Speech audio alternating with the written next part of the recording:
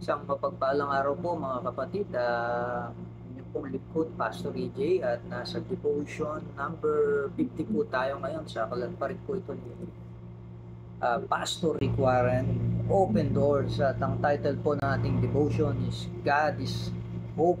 Ang Diyos ay pag-asa.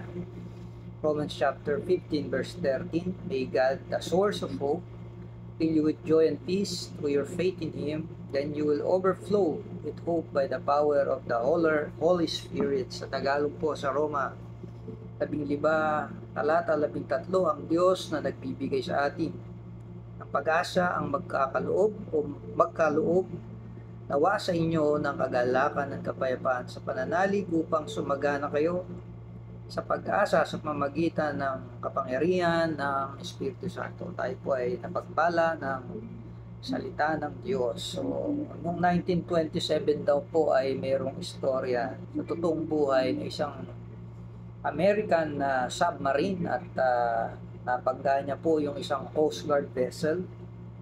Ito po ay nangyari doon sa Provincetown, Massachusetts, at lumubog po ito.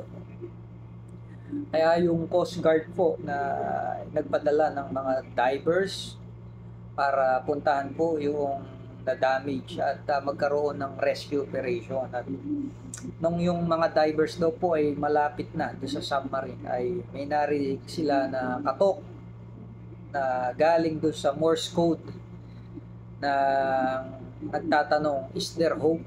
Meron bang pag-asa? Kaya that's the fundamental question of life. Yan din po yung tanong ng lahat ng tao, kung meron bang pag-asa. Araw-araw yan po yung tanong. Kung ang sitwasyon ay tungkol sa pagkakasakit at naghihintay ng mga result sa doktor, itanong sa puso't isipan, meron pa kayang pag-asa? Karamdaman?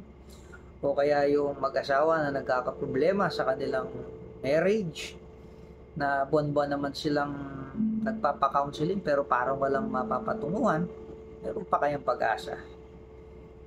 At yung may mga problema din po, at lahat naman siguro ng tao may problema sa pera, yung mga na-bankrupt, nalugi at nawala ng trabaho, ang tanong din po niyan is there hope? Meron pa bang pag-asa? At yung mga pamilya na kakaroon ng problema din sa kanilang relationship, nag-aaway-away o meron kayang nawawalang isa sa membro ng pamilya, lalo na mga bata, meron pa kayong pag-asa makakita. Kaya pwede pa tayo makasurvive 40 days o 40 days na walang pagkain at 3 days na hindi nag-i-intake ng liquid o ng tubig, at 8 minutes na hindi huminga na kahit walang hangin. Pero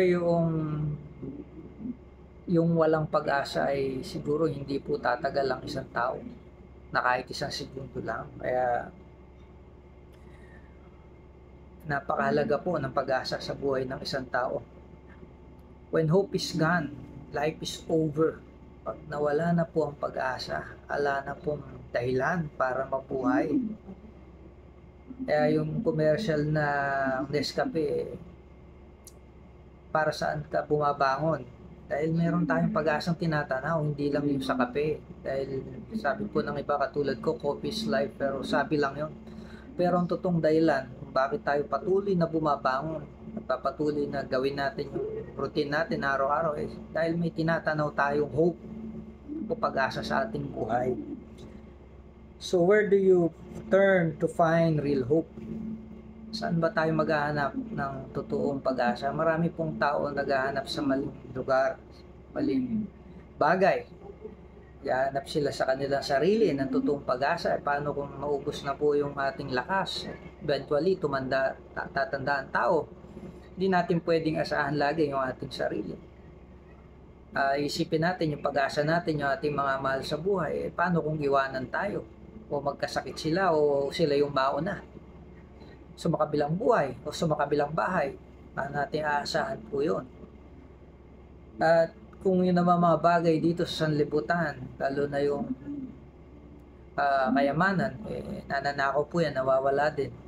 So, hindi natin pwedeng asahan ang lahat ng bagay na narito po. Walang pwedeng asahan. Ang pwede lang nating asahan ay yung true source of hope, and that is God, ang ating pong Panginoon.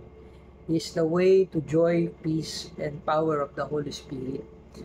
Siya lang yung pwede nating pagkunan ng totoong kagalakan at totoong kapayapaan.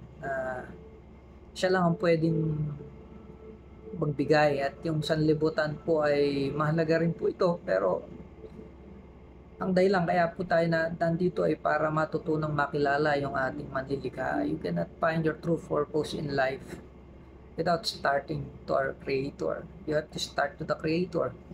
Kasi hindi natin malalaman yung pag-asa natin kung hindi natin makilala yung ating manlilikha. At ang manlilikha po natin walang iba kundi ang Panginoon. God is a God of order, kaya may kaayusan po. Ang buhay ng isang tao ay kapag kinikilala niya ang tunay at buhay na Diyos. Kaya ang pag-asa po natin nagmumula sa Kanya. Kaya binigay niya po si Jesus sa atin.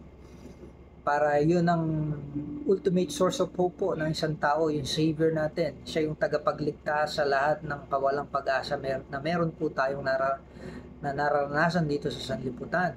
Kapag tayo tumawag sa pangalan ng Panginoon, sabi sa Bible, sino man tumawag sa pangalan ng Panginoong Jesus ay maliligtas. Hindi lamang eternally, kundi dito po sa mga alalahanin natin sa buhay. Kasi kapag tayo lang yung bumubuhat ng ating mga pasanin, parang si Sharon Cuneta, pasan ko ang mundo, hindi mo kakayanin. Maraming taong bumigay na at hindi nila kinaya problema nila at nagpatiwakal. Pero kung ang source po natin ay ang ating Panginoong Jesus, yung binigay ng ating Diyos na masalangit, ay siya yung manliligtas at patuloy siya nagliligtas sa panahon natin. Hindi po siya nanghuhusga. Wala pa pong judgment ngayon dahil hindi pa bumabalik ang Panginoon. Hanggang ngayon, ang function po ng ating Panginoong Jesus ay tagapagligtas. Pero pag bumalik na si Jesus ay hindi na siya tagapagligtas kundi judge na siya. Kaya samantalahin po natin ang pagkakataon na bukas palad, bukas open arms na nitay po tayo ng Panginoon upang magbalik loob sa Kanya at maranasan po natin yung tunay na pag-asa, kagalakan at kapayapaan na hindi kayang ibigay ng sanlibutan. Kaya pagpalain po tayo ng Panginoon. Amen.